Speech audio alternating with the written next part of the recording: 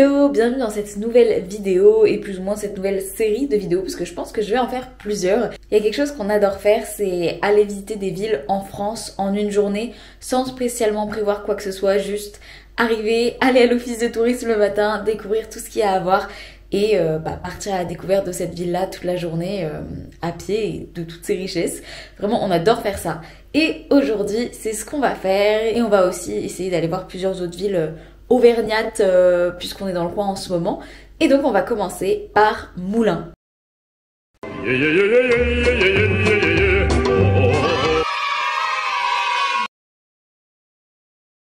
Nous voilà donc arrivés à Moulins, dans l'Allier.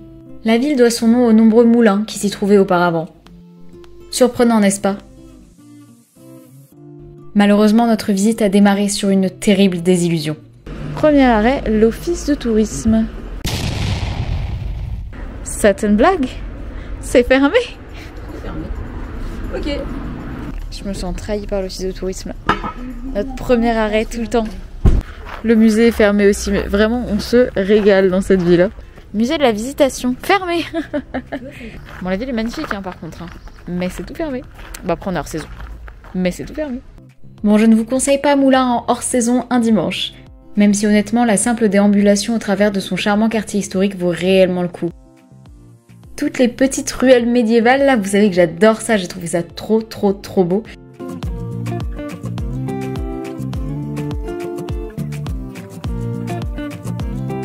J'espère que vous serez meilleurs que nous pour voir le Jacquemart. Là, il y a un Jacquemart et dans l'idée, il sonne toutes les heures. Et on le voit qui sonne la cloche. Sauf qu'on n'est pas très doué, donc on n'est même pas là à la bonne heure. Mais surtout, allez voir la cathédrale Notre-Dame. Elle est juste magnifique. Elle est vraiment située au cœur du quartier historique médiéval. Oh, et ça, c'est le château des Ducs de Bourbon, ou du moins ce qu'il en reste d'un terrible incendie arrivé au XVIIIe siècle. D'après la légende, elle aurait été surnommée la mal coiffée par Louis XIV par rapport à sa toiture qui est pas très bien adaptée à la tour. Bon, vous nous connaissez, une bonne expédition doit être ponctuée d'un buffalo grill de qualité. Et après avoir repris des forces, on a pu enfin visiter les musées de la ville, à commencer par la maison Mantin. Alors, on est allé visiter du coup la maison de Mantin. En fait, c'est un billet couplé avec le musée Anne de Beaujeu. Donc on est censé visiter les deux en même temps, mais comme il y a le carnaval à 15h, on a fait la visite de 14h et on reviendra faire le musée Anne de Beaujeu juste derrière. Mais vraiment, la maison Mantin, c'est à faire. Alors c'est que sur visite guidée, mais en fait c'est un monsieur, donc monsieur Mantin, qui avait une maison, enfin qui était noble au 19e siècle et qui, sur son testament, a demandé à ce que sa maison soit laissée exactement dans le même état qu'elle l'était à l'époque pour qu'on puisse la visiter plus tard dans cet état-là. Et du coup, c'est vrai que c'est une sorte de voyage dans le temps, surtout qu'il y a une collection avec plein d'objets qu'il a ramené de tous ces voyages, donc il y a énormément de choses à voir.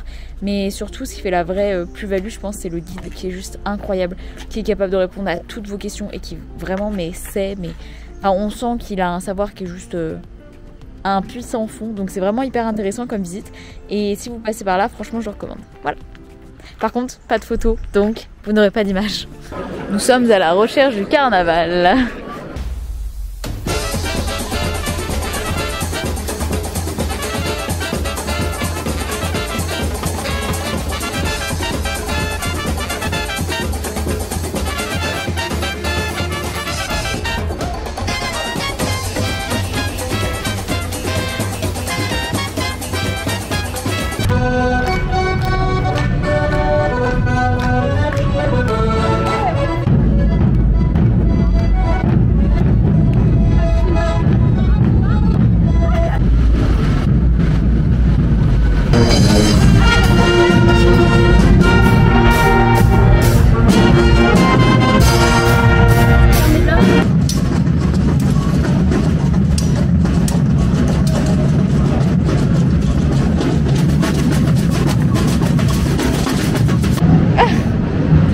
Bah oui, j'ai réussi mon carnaval. Bon, maintenant qu'on a réussi le carnaval, on va aller finir notre musée. C'est donc plein de confettis qu'on est allé au musée Anne de Beaujeu, un musée départemental d'art et d'histoire. Personnellement, je l'ai beaucoup aimé parce que je l'ai trouvé super interactif, on pouvait vraiment toucher et autres. Et bien sûr, vous ne pouvez pas aller à Moulins sans passer par le Grand Café, qui est un café-brasserie sur la place de l'Allier. Il est reconnu comme l'un des plus beaux de France et d'ailleurs inscrit à l'inventaire des monuments historiques. Il a conservé toute sa décoration de 1899. À nouveau, on a voyagé dans le temps. Voilà, j'espère que cette découverte de Moulins avec nous vous aura plu et moi je vous dis à très vite pour de nouvelles aventures.